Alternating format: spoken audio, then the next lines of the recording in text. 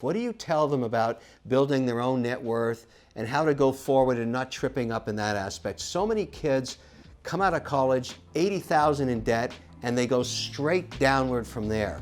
What advice do you give young kids in terms of starting their careers and taking care of themselves financially? I was that kid. I came out of school in 1989 with 6 figures plus in debt between Tufts and Harvard.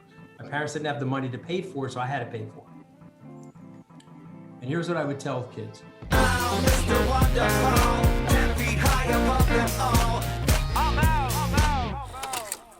I have a fantastic guest with me today on Ask Mr. Wonderful. Good friend of mine. We've met each other through different sources and definitely television. Anthony Scaramucci, what an interesting, I guess, career this guy's had. And I want to talk to him about it. We can all learn something from it.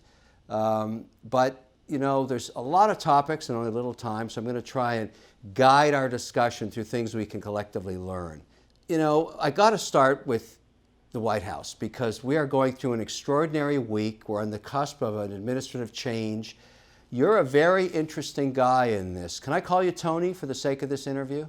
Well, I usually go by Anthony or Mooch, but I'm in so much love with you. What I would rather call you is Mooch. I know you as Mooch. I'm calling you Mooch. Fat Tony. You can call me Big Tony. I'm calling you Mooch. I'm having a very good day. I've already had 1 bottle of Cristal. So I was getting ready for this podcast. I thought that was the right nurturing thing to do. And so, yeah, you can call me anything you want, Kev. I think, I love calling you Mr. Wonderful, but I'll tell you who loves calling you Mr. Wonderful more than anybody, or my sons, who they couldn't believe that I knew you. And so that was one of those father-son moments where I was all putting on my muscles, my name-dropping muscles to say, hey, I not only do I know Mr. Wonderful, we're going to go have dinner with him. Yeah, it was great. It was great. And you have a restaurant, your partnership in, that I just love and hang out there all the time in those good old days. Now, Mooch, let's go back to why you're having a good day. You actually started your political journey in the White House. You're an advocate for President Trump. You worked for him. You had a very interesting journey in there. You were incredibly good in your job, I thought, because you have a great TV persona, and you were part of communicating Trump's message. Let's start there. How did you, because we're talking about people that want to learn about creating careers for themselves. How did you get into the White House? How the hell did that happen? Okay, so if it's okay, and first of all, thank you. It's a huge honor to be on this, so thank you so much. But I want to go back a little because I think this will help younger people that love you and probably watch a lot of the things that you do. I want to just set the scene for you. It's 1989. I'm 25 years old. I'm graduating from Harvard Law School, and my parents thought it was Hartford Law School. Okay, they had no clue, right? Just give us a blue-collar family, right? And so I have no network, Kevin. I have no ability to meet anybody. I'm at Goldman. I got to build a network because I'm in the financial services high net worth space. They give you a desk and a telephone, go build a network and bring in accounts. Well, I didn't know what to do. And so I started political fundraising, and I wrote my first check for Rudolph Giuliani in 1989 for $250. And so you're looking at, I'm going to now fast forward 31 years. You're looking at the garden variety Republican fundraiser from New York that happened to have 2 successful hedge fund management businesses. That's all I am. And then accidentally, Mr. Trump, I'm going to call him that for a second because he was a candidate then, wins the election 4 years ago. I was one of his fundraisers. He found me effective on television, so he would put me on perpetually. And then during the transition, he made me one of the key transition spokespeople. They put me on, and then he came to me and said, I want you to come work for me. Now, I said no. I was hosting Wall Street Week, which you would have been an amazing guest on for the Fox Business Channel. And I said, well, I like my career. I like my job. I built my business. I don't feel like selling my business. He said, oh, no, I'm the president of the United States. You're going to come work for me. And I got tantalized. I got tempted. And so first learning lesson for young kids, keep your ego in check, keep your pride in check, because when you put your pride and ego into your decision-making, your intelligence is going down on the stock chart and your emotions are going up, and you start making really disastrous decisions. So my wife, who you've met, Probably dislikes Donald Trump almost as much as Melania Trump dislikes him. I mean, almost. I mean, you don't have, she's up here and he's there, but it's close, okay? You got to give Melania the top billing, but she's up there and she said, don't do it. It's going to be very bad for you. You guys are going to end up being oil and water. You're both bosses. Don't do it. But I got intoxicated, Kevin. Here I am, a blue collar kid from Long Island. I made some measure of success on Wall Street. Now I'm going to have a chance to work for the President of the United States. And so Reince Priebus and a guy named Steve Bannon blocked that job. That was supposed to be his OPL director, which is basically his chief networking officer. So I called President Trump. I said, hey, these guys don't want me to come down there. That's fine. I think they're bad guys. If you want to ever get rid of those two guys, call me up. I'll come down and fix it for you. And I went back to my job. He calls me and he says, you're right about these guys. Come down. I want to talk to you. And then this is where I make colossal mistake number 4 billion, you know, like H&R Block, you know, the different lessons. I make colossal mistake 4 billion. I say yes. And I take a job that I am not qualified for. I take a job that a comms director who knows the Beltway should be in. But I'm decent on TV. You know, I'm not, hopefully not praising myself. Mr. Trump at least thinks that. He's like, you can be my comms director. You'll help me clean up the White House. Let's get going. Mooch, are you telling young people not to jump at opportunity? I mean, is that the message? I'm telling people to jump at opportunity that are good for them. I'm telling them, you know, don't take the cool job or don't take the ego-based job. Take the job you think you're going to be really good at and take the job that you think you're not going to work. You love your job. Okay. The reason why you're forever young, and God willing, 30 years from now, you'll invite me back on this podcast when this is episode 2 million, and you will still be Mr. Wonderful forever young. Why? Because you're doing something that you love. That's Shark Tank stage one. So the lesson is take the opportunity if you think you can excel at it and you love it and you're passionate about it. Yes, because then you're not working. But now I'm in the White House. I'm like a fish out of water. These are very different people from us, Kevin. I told all my Wall Street buddies, I want you to imagine the worst person you ever met on Wall Street. You got that person in your head? That's the Eagle Scout in Washington. That's the best person. That's like the vicar of morality in Washington. And so now I'm there, and those guys are trying to kill me, and I'm trying to kill them. And then I make this colossal mistake. I'm on the phone with a reporter who I thought was my friend, and I'm a little jocular, and I say something ridiculously off color about Steve Bannon. You know, I was talking about maybe something that he probably can't do unless he's really into flexibility and hot yoga. I'll let your podcast people look it up, what I said he was doing in his own office. And I said, really? You're going to write that about me? I said, you're going to get me fired. And the guy said, yeah, I'm going to write it. I said, why are you being so transactional? So learning lesson number 2.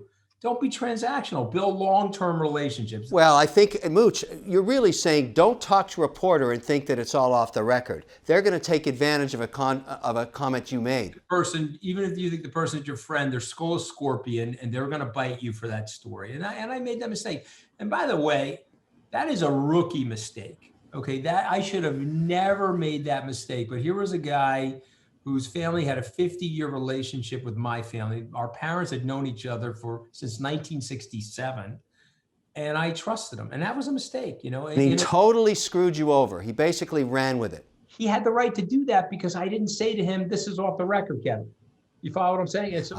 So you're not putting all the blame on him. You didn't say it was off the record. You didn't think about it. Learning the lesson number 3, 4, 5, whatever it is, be accountable. I made a mistake. I did something fireable. I got fired. It's my fault. I didn't do what the Scarecrow did in The Wizard of Oz. I'm not blaming anybody else. I'm not saying it was this guy's fault, that guy's fault, not my fault. What happened to you? You know what? I said something stupid. It was fireable for a job like that. And 2 days later, I got fired. And I walked out of there and I said, okay, fine. Nothing personal. I'm going to still support President Trump. I'm going to try to help out the Republican agenda. But it became impossible, Kevin. The guy is nuts. He's nuts. Okay, so let's talk about, there's fantastic lessons here for people that are pursuing careers. I love the fact that you're willing to be accountable for your mistakes. I totally agree with that. You got to be transparent. You got to take the hit. You got to learn from it.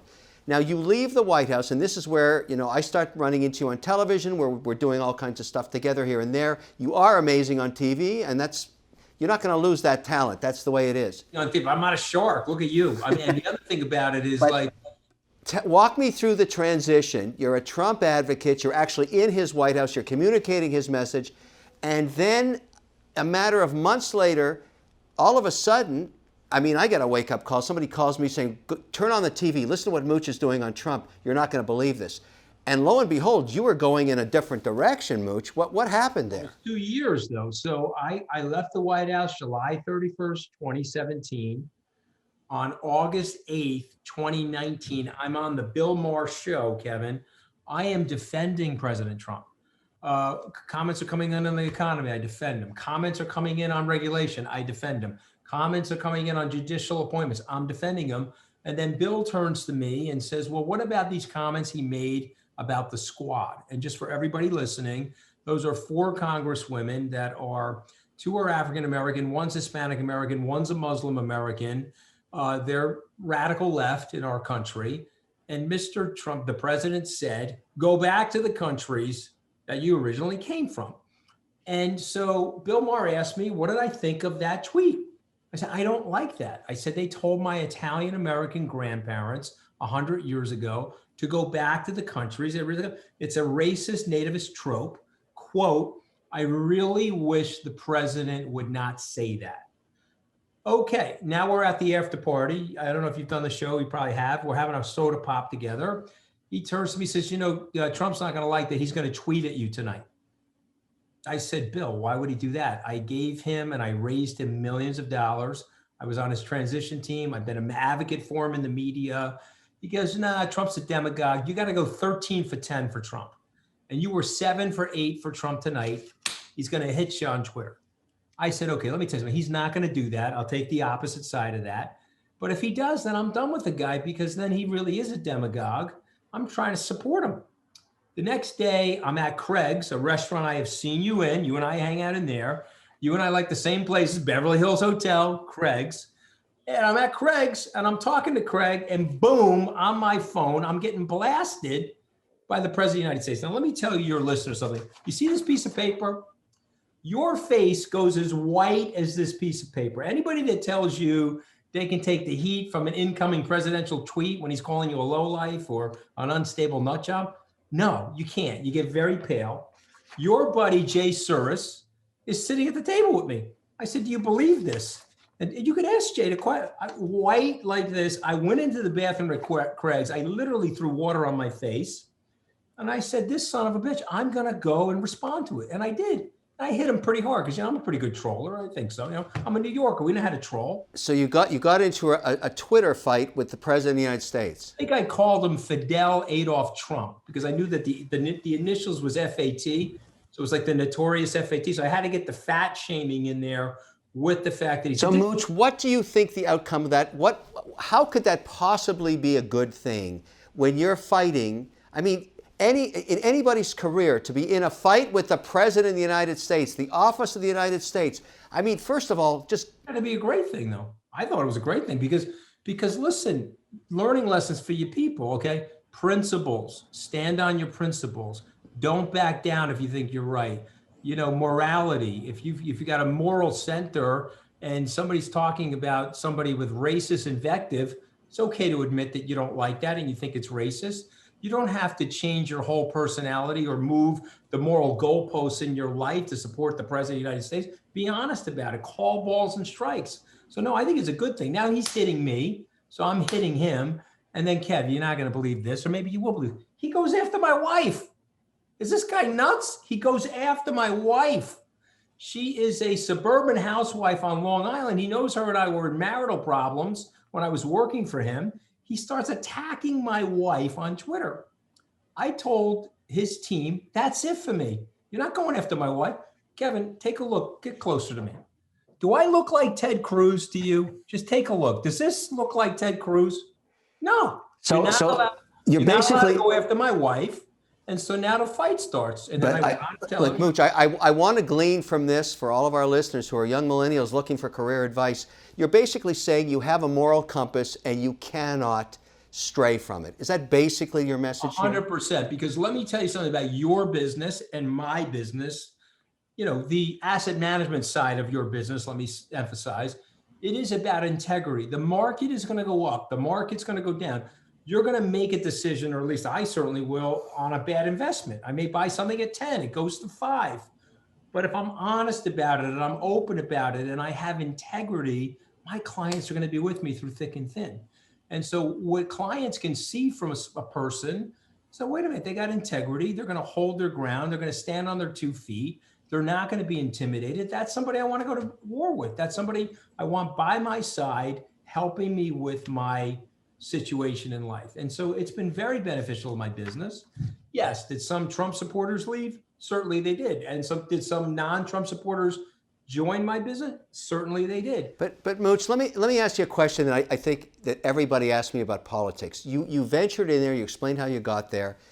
I have learned as a television person, and I've been told this multiple times by various network executives, don't stray into politics because half of your audience is the other side. And when you do that, you hurt our ability to grow our programming, to get our message out. I mean, obviously Shark Tank's about entrepreneurship and inspiration, about building your own business, and it's very important to me, obviously. I've been doing it for 12 years. But when you go down the road of politics, it doesn't matter which side you go on, you're alienating half the population, and it's very costly. In doing, and you went from one side to the other side. You basically did a full round trip on this thing because you're no longer an advocate for Trump. You were at the beginning. Not really. So everything you said, I'm going to agree with 1,000%. My mistake was I should have stayed as a garden variety Republican fundraiser, and no one would have mattered my politics. That's fine. You're allowed to give your money to anybody you want. And as Michael Jordan said, and perhaps your producers say, Republicans buy sneakers and they watch TV shows, and so do Democrats.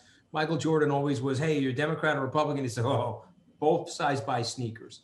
That is the right thing to do in business. So please, if you're listening, don't follow my path. But my path, Kevin, is an accidental one. And my path is filled with the pitfall of ego. The trap door came down on me when I went into politics. It opened. And when I fell in there, I got stuck. Now I'm the Michael Corleone of politics, okay? I'm trying to get out and they keep bringing me back in, okay? And so what am I gonna do? I gotta have a position and I have a message, and my message is anti-demagoguery, and my message is anti-people that are trying to subvert our democracy. I'm a Republican, a lifelong Republican. I'm a moderate Republican.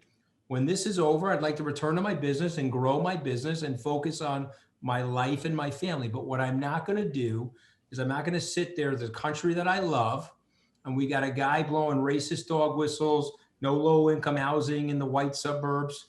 I'm like, what are you talking about? I lived in an area that was surrounded by low income housing. Those Blacks and Hispanics I lived with grew up and created great businesses that you would be proud to invest in on Shark Tank. What is this guy talking about? I don't like it. Okay, so I spoke out about it. I then figured out I was doing something wrong. I was going to white ethnics, which I happen to be. I said, don't vote for Trump. It turns out they were going to double vote for him. So I went into the African-American communities. I said, look what this guy's doing. And we increased their voter turnout, and we had a successful outcome. But by the way, I'm very happy that the Senate looks like it will be in the control of the Republicans. Yeah, I mean, before we leave politics, I have to get your take on where we're at. This has been an extraordinary election week. It's been very, very crazy. I mean, they're still counting votes and all of that stuff, but it's looking like the path for a Trump re-election is getting narrower and narrower as it's getting tighter in these battleground states. But also what stunned me, and I'm sort of in your camp too, there is no blue wave. So both parties have learned something radical about the positioning they took. I mean, telling people that vote for Trump, whether you like him or not, telling them that they're immoral doesn't look like that worked out for the Democrats. And Trump's positioning, as you've detailed, doesn't look like it captured enough of the urban voter. And so, what take are you taking from this election? What is your message from it? Let me give you 3 things. Okay, the Trump voter is not deplorable. Okay, and the Trump voter is not a racist. I grew up with the Trump voter. I understand the Trump voter, and the Trump voter is a clarion call of a disaffection from what is going on in the system. The Trump voter is saying, this system is not working for me. I'm poor. My family is poor. The family I grew up in, Kevin, and we've had this conversation at dinner. I grew up in an aspirational working class family. My father said, go to school, you're going to live the American dream. That very same family has to deal with 26% decrease in living wages. So now that family's not in the middle class anymore. And so in a generation, we went from working class aspiration to working class desperation. And those people don't like the establishment. They don't like the media. It is a vote for themselves. It's not necessarily, now the second lesson, it's not necessarily a vote for Mr. Trump. There's aspects of his personality they don't like, but he doesn't represent the establishment. So therefore they're voting. If they had a different messenger, it was less of a bully, less of the bellicosity of rhetoric, that person would have likely won by a landslide. You can't lie about the science of the COVID. You can't disrupt the American economy. You can't denigrate, the Prime Minister of Canada and all the Democratic leaders of the West. At some point, that's going to come back to bite you. So the third lesson is the radical left and the quote unquote blue wave does not work for this country either. And I would use an example of Corbynism. You know who Jeremy Corbyn is because you are a Canadian. And Jeremy Corbyn was a hard left-leaning guy that was running for prime minister. He got annihilated in the United Kingdom. And so you can't run a radical left agenda in the United States. This is a group of immigrants who are risk-taking entrepreneurs. And so there was an interesting mixture. They split their tickets. They voted for Joe Biden. That was good for their soul. And they voted for their Republican representative in the Congress or the Senate. That was good for their pocketbook. And so you're going to get hopefully a mixed outcome in the government, which the market likes, Kevin, as you know, because the market likes that mixed government, right? So that's where we are right now. My attitude is Mr. Trump should leave. He lost the election. The only reason why they haven't sanctified the election yet is they're preparing for a lawsuit. So all the secretaries of states of those states that are up in this dispute are triple checking every vote. So when they have the lawsuit, they can put this guy lights out. But if this but you agree that you do agree, Mooch, that he should fight for his voters. I mean, Trump should do whatever he has to do to show that he cares about the 60+ million people that voted for him. I mean, you've got to fight for your team, and I understand when it's over, but you have to fight. You agree with that, don't you? I agree with that, but you're in overtime right now. And when you say, quote unquote, I may or may not accept the peaceful transfer of power, and you are the leader of the free world sitting atop of the oldest Republican democratic experiment in the world, it is a very bad look. I have no problem with fighting for your voters. I have no problem with being an advocate for people, but you lost, okay? And the irony is you've lost by a bigger factor than you beat Secretary Clinton. If you look at the vote totals, and you look at the outcome in the Electoral College, it's about 306, same as he beat. He said that his 306 electoral victory was a landslide. So then definitionally, Joe Biden has beat him by a landslide. And so therefore, be a man, put your big boy pants on. When I got fired, I said, hey, my fault. See you guys, no bitterness. Trump is acting like a baby. Got to cut it out. I get it. I want to, Mooch, I want to use some of our time for other matters. Let's leave politics alone. Now, there's a lot of people that are interested in your television career. They want to understand, because a lot of people are interested in the media today. It's not just TV, it's social media, it's reaching your message out there. You've been phenomenally successful. You've worked on multiple networks. You seem to have some engagement with people that they like on television. Let's help people that want to start their career journey. Give some tips to someone young that would like to get into broadcast television, broadcast social media, broadcast YouTube, all of these new channels. What advice? I would say get long Kevin OLeary and slightly short Anthony Scaramucci. Let me explain to you why. Because Kevin OLeary is doing it better than Anthony Scaramucci. How is he doing it better? Stay out of politics, okay, number one. Number two, okay, do what Kevin OLeary does. You are a boat lifter. Okay, the reason why all of these kids like you is you're a boat lifter. You're a rising tide that's lifting boats. You look at those businesses and you're like, yeah, I want these people to succeed. I want them to reach the arc of their personal and financial fulfillment. So be that person. If you want to talk about what makes you good on TV or why you think I'm halfway decent? Well, let's just say of the generic attributes that someone should think about. A young person that's just coming out of college saying, I want to be that Mooch guy on TV. How the hell do I get there? How do I do it? I mean, what can I do, and what attributes should I have? Well, I would say my career on TV is accidental. My first television appearance was when I was 46. But if you really want to do this, then you got to practice. It's 10,000 hours of practice. In 2009, you'll enjoy this story. I had President Bill Clinton at my SALT conference, which hopefully someday I can get you to. And he said to me, you're pretty good on TV. I see you on CNBC. Who's your media coach? And I said, President Clinton, I don't have a media coach. He goes, oh, that's a mistake. Doesn't Tiger Woods have a golf coach? And I said, yes, he does. He says, okay, I'm going to put you in touch with my media coach. And so I did 15 hours of media training with a guy named Michael Sheehan. You may know Michael. He's down in DC. And he helped me. He helped me think about where the camera was. He helped me think about where my hands were. He helped me think about how I was going to gesticulate and talk to people. And he said something to me that I will never forget, that I will share with everybody on this podcast. If you're subjected to stage fright, I don't know, Shark Tank probably has 15 or 20 million viewers. So when you're opening your mouth, 15 or 20 million people are listening to you. Or if you're giving a live presentation, you may have some anxiety. He told me something I will never forget, and I'm going to share it with everybody. Each one of those people, Kevin, you could have a one-on-one conversation with. Each one of those people, you'd be totally comfortable. You walked into their living room and said, hello, I'm Kevin, I'm Anthony, and you start talking. And so you just imagine yourself doing that and just exponentially grow it to those people, because they're all people that you could get along with in a one-on-one conversation. So therefore, dial right into the conversation that you're in the moment and relax. And the minute you do that, the camera picks up that you're doing that, and then the people watching you relax. If you get to the television and you're like this, and you're back up in here like that, and you start reading from the page, and they see that you're uncomfortable, then the viewer is losing interest. But if the viewer sees you as relaxed, and say, oh, I'm getting Kevin OLeary in his original, authentic form on Shark Tank. I'm getting Mark Cuban the way Mark Cuban would be in his living room if he was talking to me directly. That's how you create your television success.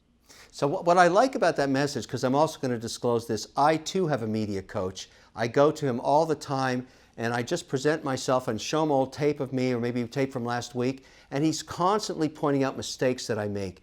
But I really like this idea that you can constantly be learning how to be better on a medium that's constantly changing in the way it changes. And I think coaching is a fantastic attribute. I agree with you on that. Let's move on to another aspect that I wanted to ask you about. You're raising a family, you've got kids. How do you coach them about finances in life? What do you tell them about building their own net worth and how to go forward and not tripping up in that aspect? So many kids come out of college, $80,000 in debt, and they go straight downward from there. What advice do you give young kids in terms of starting their careers and taking care of themselves financially?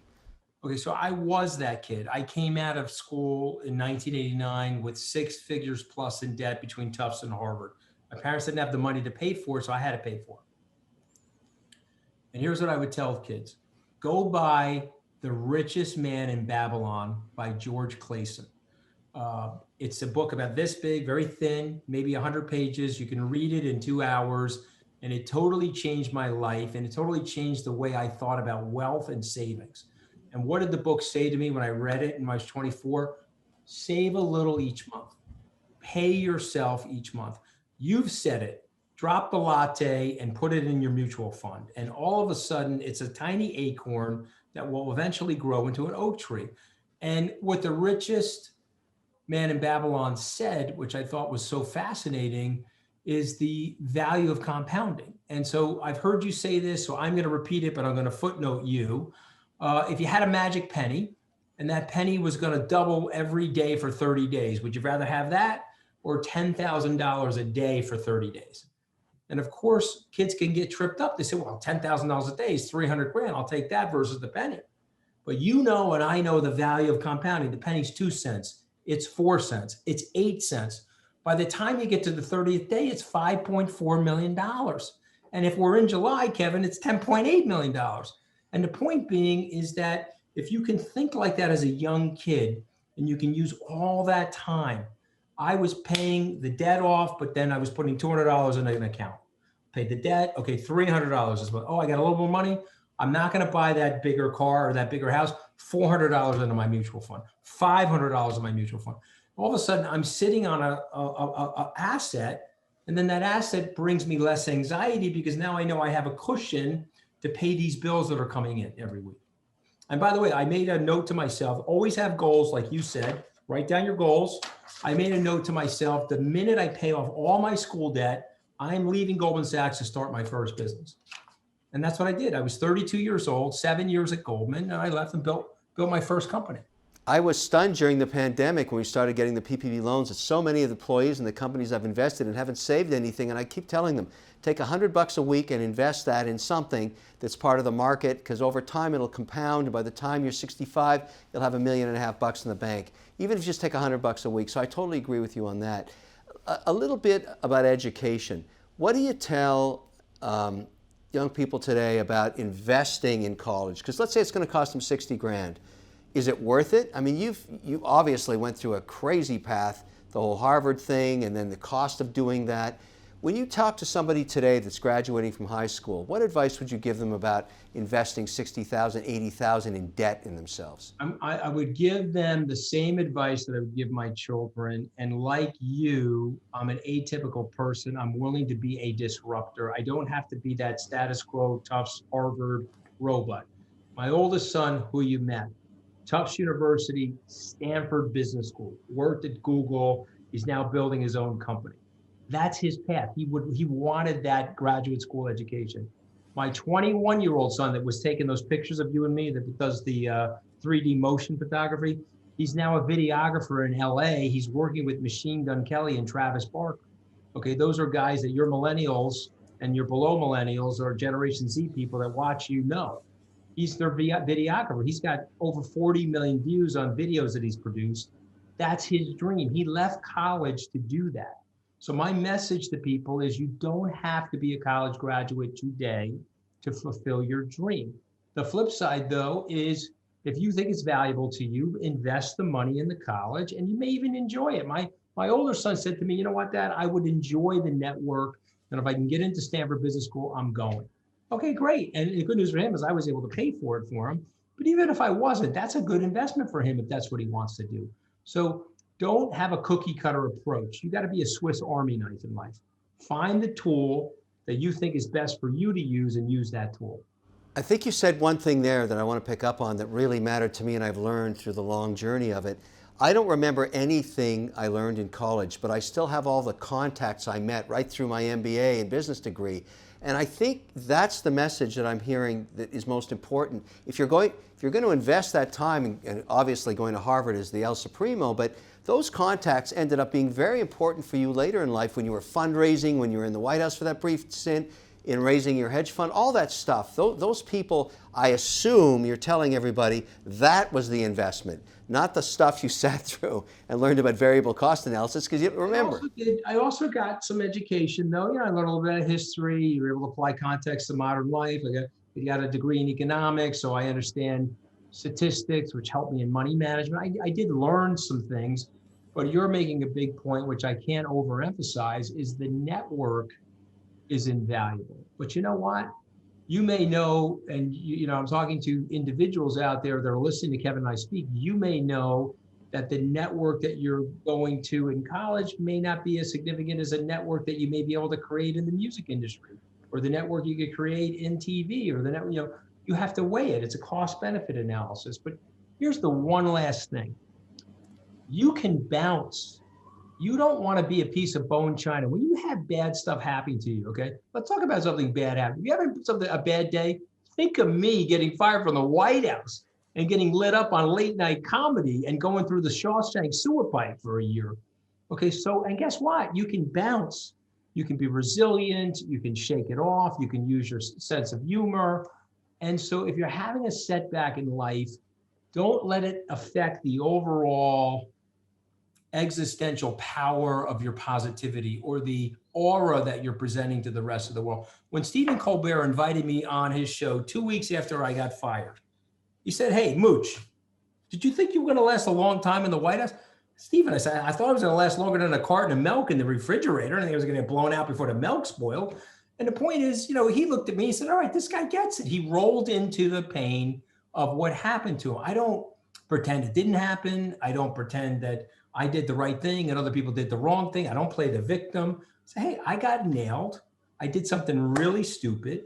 So that may happen to you in your entrepreneurship. I know, without knowing this, that you've had a few setbacks. You've had to have, because you've created this unbelievable arc of success in your life. And to do that, you've had to take some risk. And I'm sure you stepped on a few landmines over the course of your career.